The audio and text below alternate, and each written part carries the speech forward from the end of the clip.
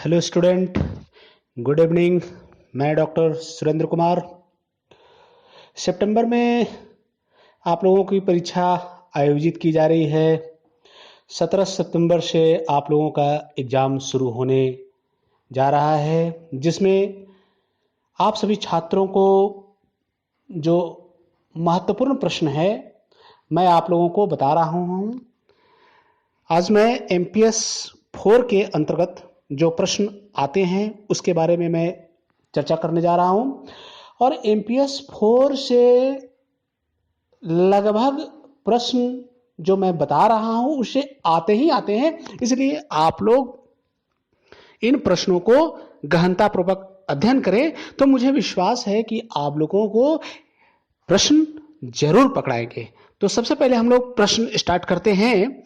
MPS 4 के अंतर्गत number 1 है आत्मनिर्णय या आत्मनिर्धारण। MPS 4 के अंतर्गत है आत्मनिर्णय या आत्मनिर्धारण। ठीक है, यह बहुत इंपॉर्टेंट प्रश्न है।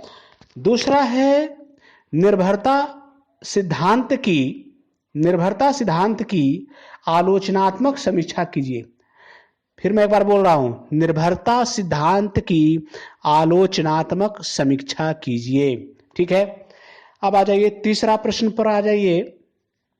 संघवाद की प्रकृति और प्रतिरूपों पैटर्न की संक्षेप में व्याख्या कीजिए। फिर मैं एक बार बता रहा हूं, संघवाद की प्रकृति और प्रतिरूपों, जिसको पैटर्न कहते हैं, पैटर्न की संक्षेप में व्याख्या कीजिए। ठीक है, उसके बाद हम लोग आ जाते हैं आमंड के विचारों के संदर्भ में। किसके विचारों? आमंड के विचारों के संदर्भ में संरचनात्मक कार्यात्मक के मुख्य सिद्धांतों का आलोचनात्मक विश्लेषण कीजिए। स्ट्रक्चरल फंक्शनल अप्रोच की बात यहां हो रही है। ठीक है, फिर मैं बात करता हूं, आमंड के विचारों के संदर्भ में संरचनात्मक कार्यात्मक कार्यवाद के मुख्य सिद्धांतों का आलोचनात्मक विश्लेषण कीजिए। ठीक है, अब आ जाइए, नेक्स्ट आ जाइए, नागरिक समाज और राज्य के बीच संबंध की समीक्षा कीजिए। बहुत इंपॉर्टेंट प्रश्न है, फिर मैं एक बार कह रहा हूं, नागरिक समाज और राज्य के बीच संबंध की समीक्षा कीजिए। ठीक है, अब आ जाइए नेक्स्ट प्रश्न पर हम लोग आते हैं। लिंग और विकास पर किन्हीं दो महत्वपूर्ण समकालीन बहसों की जानकारी दीजिए। फिर मैं एक बार कह रहा हूं, लिंग और विकास पर किन्हीं दो महत्वपूर्ण समकालीन बहसों की जानकारी दीजिए। ठीक है, अब आ जाइए नेक्स्ट प्रश्न पर हम लोग देखते हैं, अंतर्राष्ट्रीय संगठन के ऐतिहासिक परिप्रेक्ष्य का मूल्यांकन कीजिए।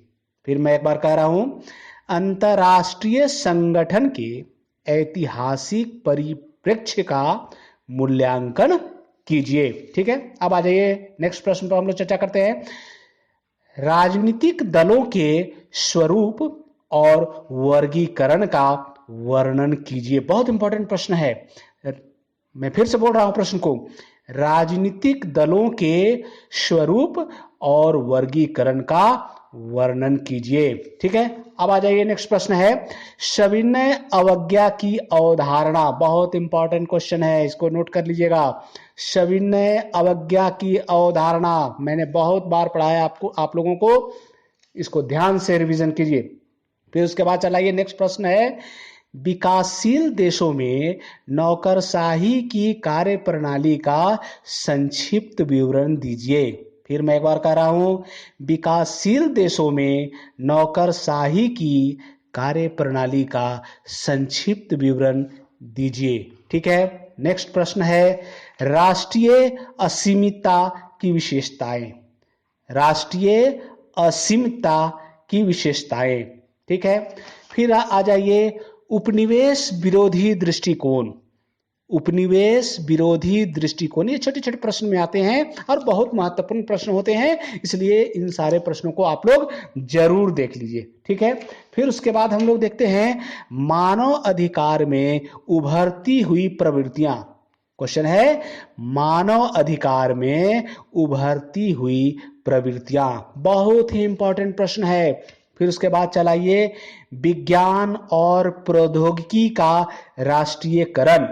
फिर मैं एक बार बोलता हूं प्रश्न, विज्ञान और प्रौद्योगिकी का राष्ट्रीयकरण, ये बहुत इंपॉर्टेंट प्रश्न है। एंड लास्ट जो है विश्व व्यवस्था दृष्टिकोण में पूर्वानुमानों और राजनीतिक विश्लेषण में उनकी प्रासंगिकता का आलोचनात्मक विश्लेषण कीजिए। फिर मैं एक बार बता रहा हूं, विश्व व्यवस्था दृष्टिकोण में पूर्वानुमानों और राजनीतिक विश्लेषण में उनकी प्रासंगिकता का आलोचनात्मक विश्लेषण कीजिए। तो मैंने आपको MPS 4 में इतना क्वेश्चन बता दिया है, और अगर आप लोग इन सारे प्रश्नों को गहनतापूर्वक पढ़ लेते हैं तो मुझे लगता है कि इसमें आपको क्वेश्चन पकड़ा जाएंगे और आप एग्जाम बहुत अच्छे से लिख पाएंगे।